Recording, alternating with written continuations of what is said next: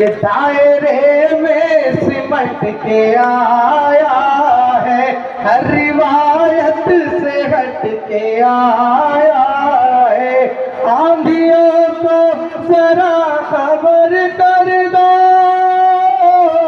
आंधियों को जरा खबर कर दो, शेर वापस पलट के आया है, शेर वापस पलट के आया है। आप क्या वाले माननीय श्री बच्चू भाऊ करू, एक बार जोरदार तालियों से बच्चू भाऊ का स्वागत कीजिए। प्रहार जनशक्ति पार्टी का अपना भिड़ू, अपना भिड़ू बच्चू भाऊ करू।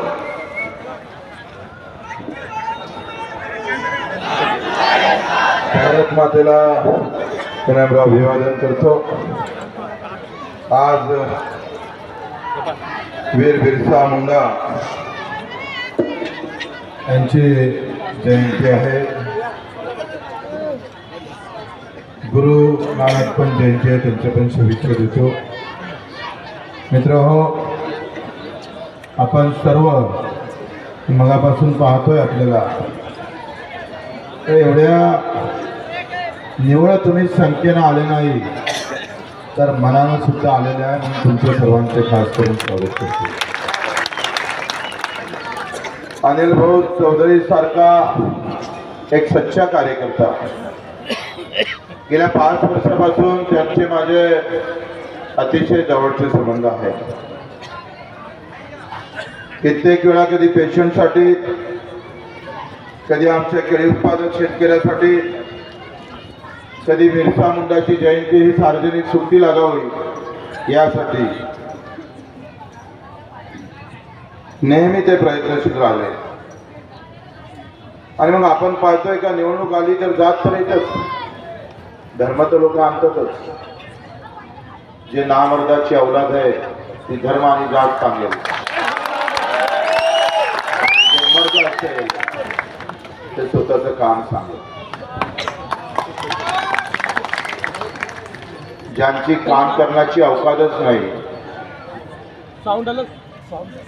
पंजाबाला पुढं गायब आहे। मी आता एका मदत गेलो, गावातल्या रस्त्यात असं वाटतं का जमला तालुक्यात कोणत्या लोकांनी शिक्के मारले पहिले गेले तरी पाहिले जाऊ। मला माहित आहे ते माझ्यासोबत माझ्या बाजूलाच बसत चालले लोक। एवढा झोपणारा माणूस तर मी आपल्या महाराष्ट्रात कधी पाहिला नाही। बॅनर पाहून मत नका मारू, माणसं पाहून मत मारलं पाहिजे।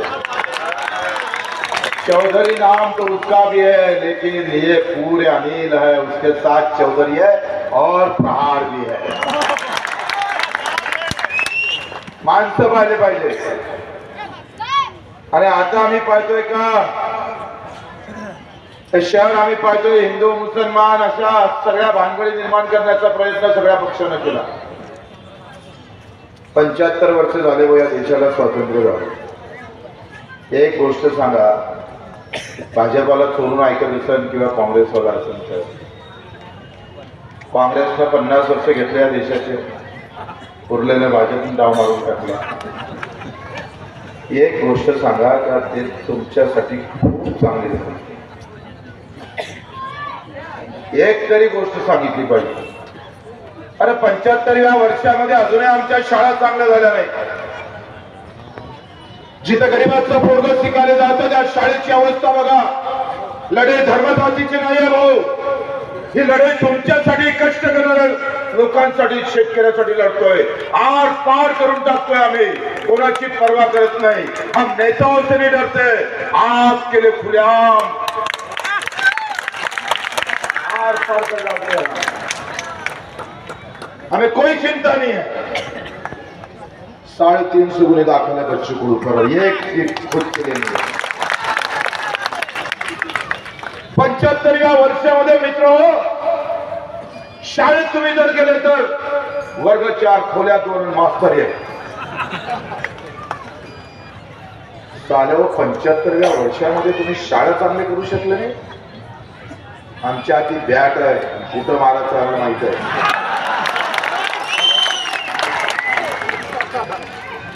अरे ज्या शाळेत आमचं गरीबाचं पोट जात त्या शाळेत शिक्षकाचा पत्ता नाही, खोलीचा पत्ता नाही आहे. लाज नाही वाटत नालायक.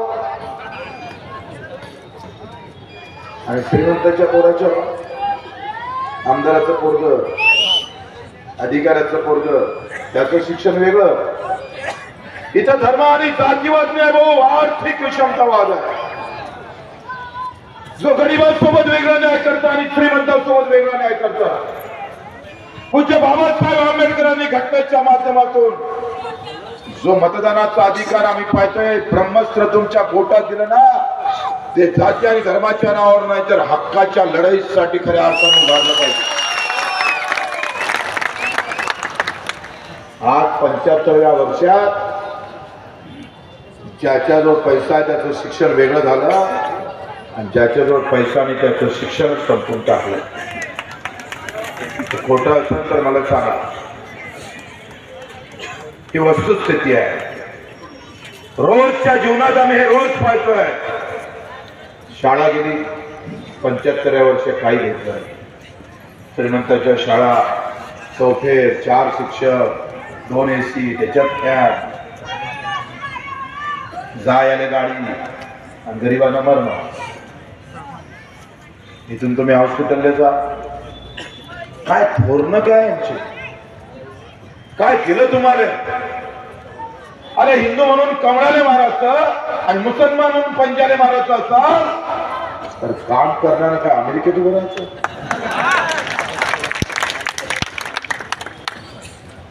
मित्र लक्षात घ्या की आज हॉस्पिटलमध्ये गेलो तर एका बेडवर 2-2 पेशंट असतात. डॉक्टरला तपासायला पाहिजे तर नर्स तपासून चालली जाते. मी HR बोलतोय, लक्षात घ्या. हे जर खोटं असेल तर मला सांगा की बच्चो भाई आप एक छोटी बात कर रहे हैं. बरोबर बोलतोय? मग श्रीमंताच्या आरोग्याची अवस्था वेगळी आणि गरिबांच्या आरोग्याची अवस्था वेगळी. आम्ही जे लढतोय 20 वर्षापासून लढाई, ती श्रीमंतासाठी नाही लढत. जो बेमानीना पैसे कमावतो ना त्याला हंटर मारायचं, जो इमानदारी जगतो ना त्याच्यासाठी जीव द्यायचा.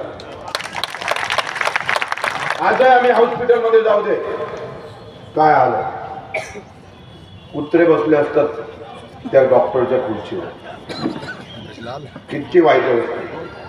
मग भाजपवाले आणि काँग्रेसवाले इथे काय हिंदू मुसलमानाची पोरं जात नाही. तुम्हाला फक्त धर्माच्या नावामध्ये पेटवा पेटवीतून मतं घ्यायची आहे. तुम्हाला एकमेकांमध्ये भिडून मतं घ्यायची आहे.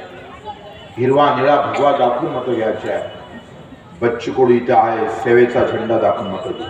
सेवेचा आमचा अजेंडा आहे, तो अजेंडा आहे तर जो कष्टकरी काम करी असेल त्याच्या बाजूला न्याय झाला पाहिजे, त्याची सेवा झाली पाहिजे.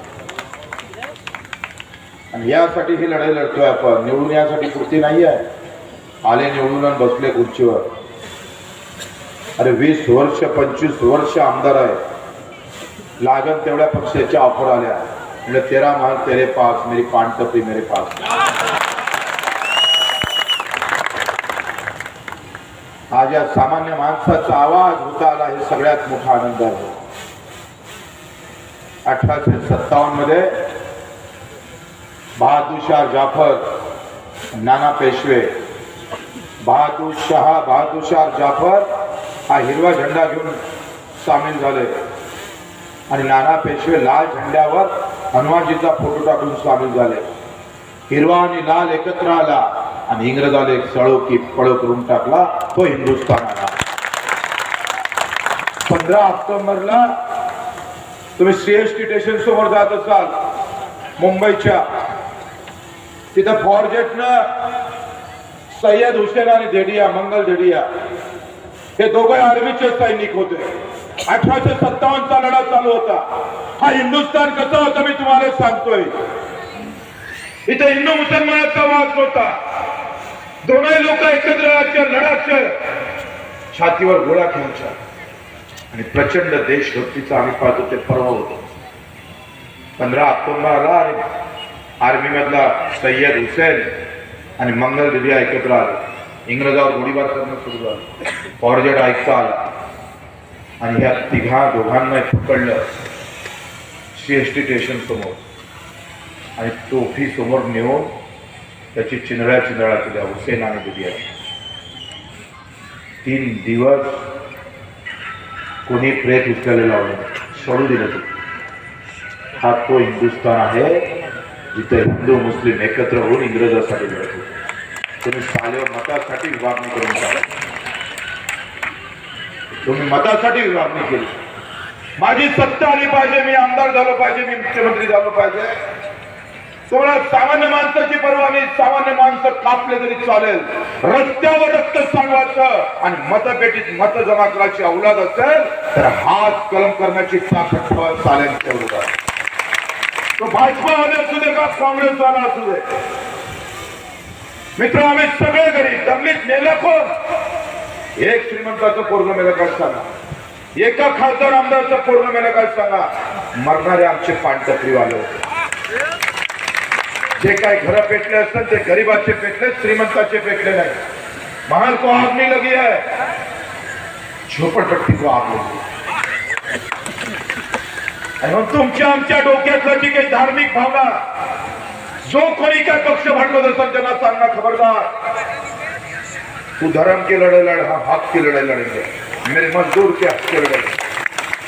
ते बिल्डिंग ज्यांना बांधली ना त्या मजुराला पैसे किती भेटले विचारा. तुम्ही ज्या खुर्चीवर बसले ना त्या खुर्चीच्या मजुरानं बनवली त्याला मजुरी किती भेटले ते विचारा. मी ज्या माईकवर बोलतो ना त्या माईक तयार करणाऱ्या मजुराला मजुरी किती भेटले ते सांगा. आणि कंपनीनं नफा किती कमावला ते विचारा. लढाई इसकी है. अगर कंपनी नफा मुनाफा लेती है तो हक हमारा मजदूर का भी है, उसके लिए भी लड़ेंगे. मित्र, या लढाईमध्ये सामील असतात. आज व्यवस्था आम्ही पाहतो चिरफाड करून तुम्हाला टाइमवरचं धर्माचं गणित सांगून वेळेवर मत बदलण्याची जी ताकद ठेवते मित्र, ती ताकद आम्ही पाहतोय पार नष्ट करायची आहे. आणि देवेंद्र फडणवीस तर मुख्यमंत्री व्हायचं स्वप्न पाहू नये जप्तेपर्यंत आम्ही या तेपर्यंत.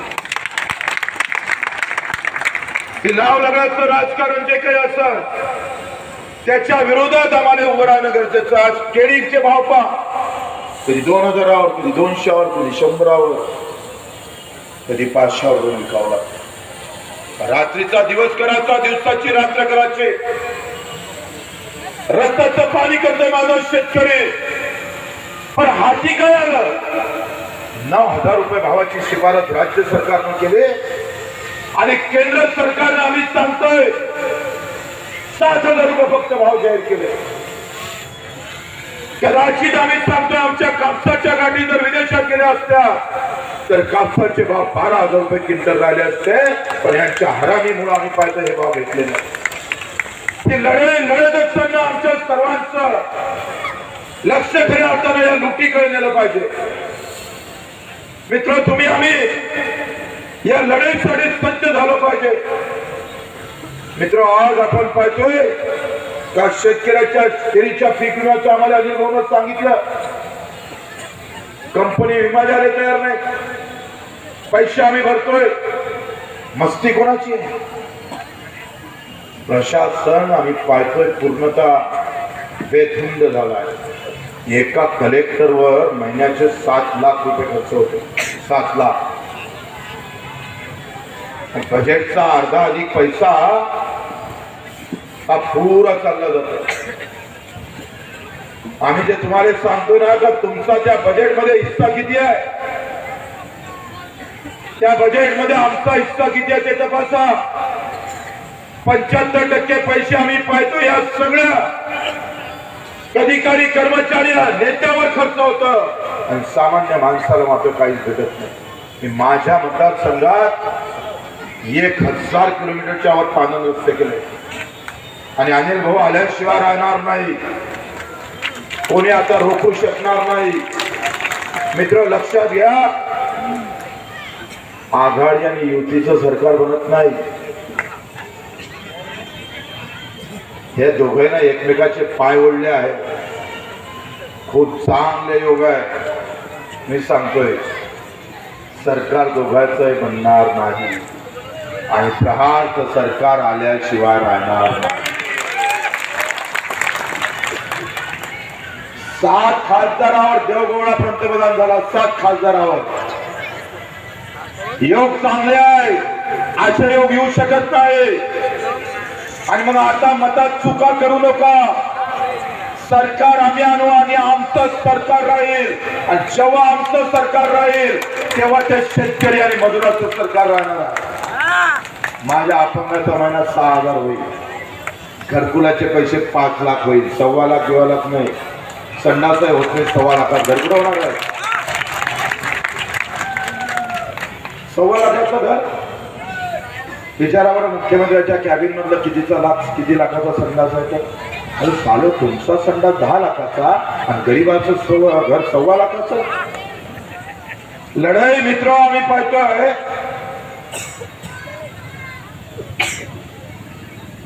आपण लक्षात घ्या ही लढाई निवडणुकीपुरती मर्यादित नाही आहे.